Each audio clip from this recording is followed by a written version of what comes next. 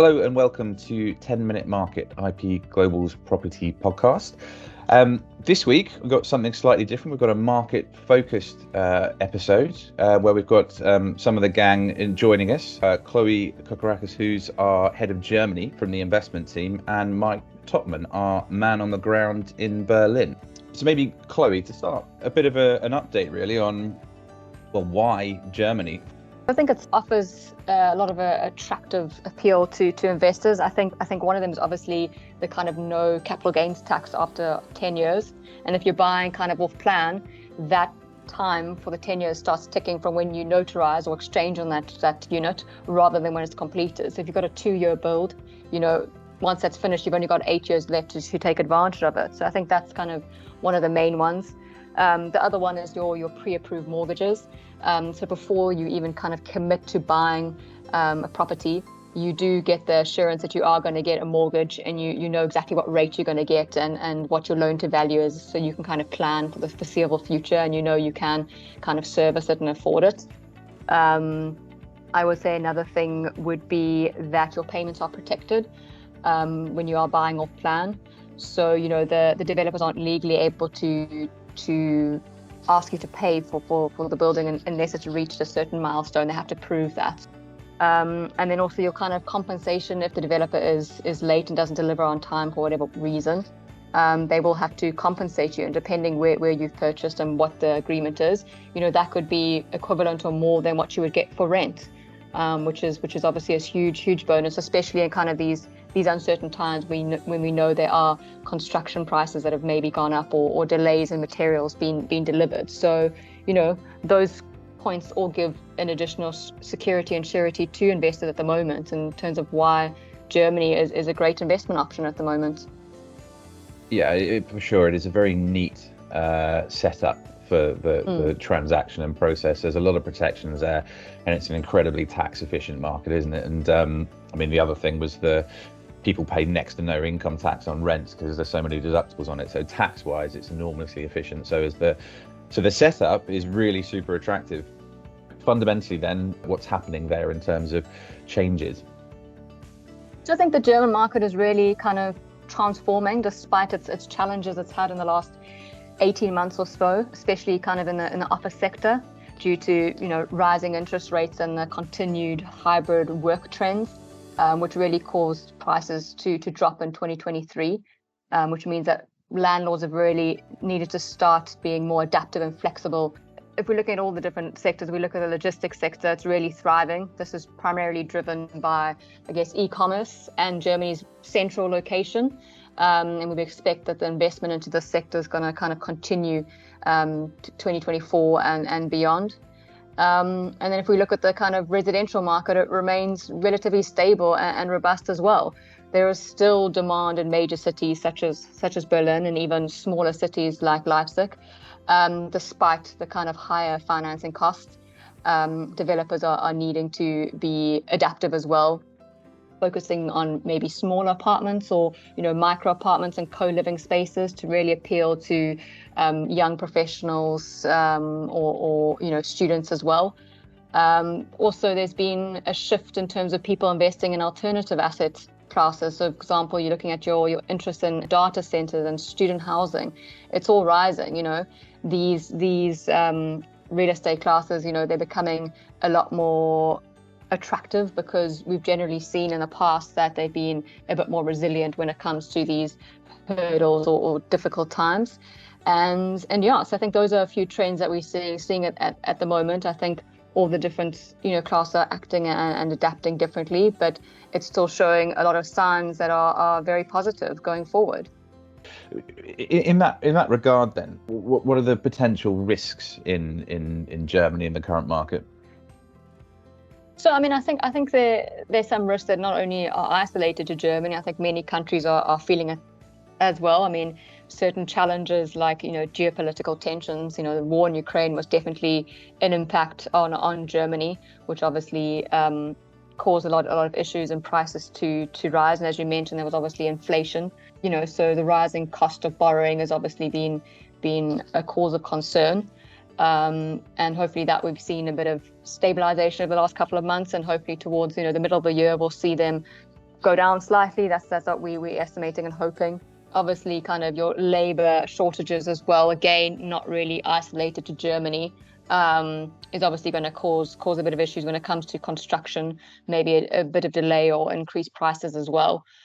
So I think those are kind of the challenges that Germany are currently facing, and obviously do have an impact on the end user. So I think those are kind of the current challenges that are maybe being faced throughout the various sectors in the real estate market in Germany. Yeah, and I think putting it into context, isn't it? I mean, Germany is a powerhouse in Europe. This isn't. It's yes, of course, it's had a tough year the last year, but this Germany, and particularly with the UK having left the EU, it represents 25% of the whole EU's GDP. So, having to juggle a number of countries and all their different performing economies and so forth, I think usually what we'd expect to see is base rates from the European Central Bank probably start to drop, a month or two after maybe US and the UK, as they're kind of having to keep everyone afloat. But generally, I think this is why we've always been in Germany, isn't it? It's just, it's such a vast machine and an economy basically, which is nicely sustainable. But yes, let's maybe say, like, Mike, how does that feel on the ground? Yeah, I mean, this is the one. Sorry, first of all, hi guys, good to see you. On the being on the ground here gives a totally different perspective. You, being an international company, you read a lot on the news, but being actually on the ground kind of gives you first-hand experience of what's really happening. And there's definitely been some challenges recently. There was, quite frankly, a bit of a grieving process on the interest rate hike. A lot of people used to having under sub 1% financing suddenly going up to, I think the peak was around 5.2 even for locals last year. So there was a huge grieving process, and basically the market just stood still a little bit. But it wasn't really to do with the lack of interest. The underlying kind of market metrics are all still very favorable for Germany and for Berlin specifically, and other markets like Leipzig. But everyone was just thinking, these interest rate hikes, they're going to come back down. Some of the other issues that caused some hesitation, like the war in Ukraine, we're hoping is a temporary issue. Supply chain issues, again, something that can be solved. And the energy crisis, again, there's workarounds to that, which is all bringing much more positive sentiment this year. This year, I have to say, the buzz on the ground is almost like it was back in the peak in 2021. Yeah. Everyone is looking for property again. Everyone is excited by the potential growth. People have almost kind of blanked out the angst that they had over the last couple of years with all these kind of issues happening globally, and it feels very, very positive, I have to say. Yeah, I mean, Germany, Berlin probably specifically. I mean, above mostly any market we've ever been in. We've dealt in many countries over the years, haven't we? But particularly the buzz for real estate, and you often see the pictures of people queued up around the blocks to try and get apartments there. I mean, the struggle for renters there is quite a thing, isn't it? So it's there's a massive lack of property for the kind of this growing population, which is going fast. So yeah, I've certainly experienced this in having dealing with lots of markets, that when something fairly seismic happens like this, with the interest rates going up, I feel like the general public is it takes 6 months or so for people to acclimatize and get their heads around the new norm and so forth, and then 100%. Realize, this is fundamentally still a good idea. My perspective, I've certainly kind of noticed that I think, young Germans have been seeing property as a viable asset, whereas maybe their parents and everyone just rented forever. The price 100%. Growth of property is something which is going to outperform any pension they're going to get from the state or anything like that. So, if it's remotely plausible, it's becoming the new generational aspiration is to get assets. Does that still feel very much like a thing? Yeah, Germany just nailed that, because having been here now for nearly a decade, when I first moved here, the sentiment around my German friendship circle around property ownership was really, it wasn't of interest at all. It was seen as a scary thing, Germans historically rented. I mean, I think it's still around 80% of Berliners rent, but that is on a completely changing kind of direction, and the sentiment around my young, let's say 20 to 35-year-old German friends and acquaintances now has gone from I'm going to rent forever because I'm so protected, it's so cheap, blah blah blah, to actually the best way to me to build wealth in the long term is property. And that is such a huge change to have.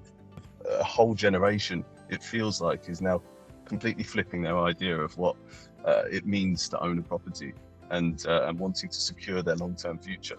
Yeah, I mean, and I think particularly because obviously we've been looking at Germany for the best part of a decade now, and particularly the east of Germany, and that makes a lot of sense. You can see why the young people want to do that, because there's been so much success, there's been so much property growth there, because it's been coming from such a low base from where it should be, I suppose, really.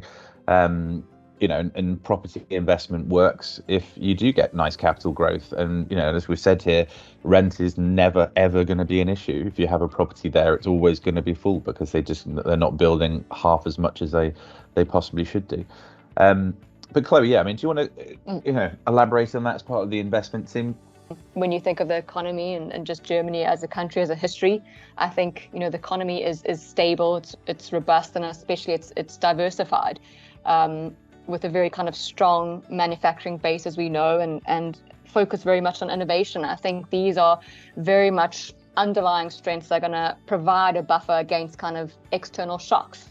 I think the government, taking a proactive stance towards trying to address the housing shortage and support infrastructure development. I think these are all things that are going to create a much more kind of favorable environment for the real estate sector going forward, and kind of support that changing trend of more of a renter's market to a buyer's market. The focus on sustainability, I think it's something that Germany's really has focused on, and this is obviously a growing kind of priority for investors and tenants alike. Buildings with high energy efficiency ratings and a focus as well as on kind of green construction practices are all in high demand, and something that Germany very much does and is focused on for a while.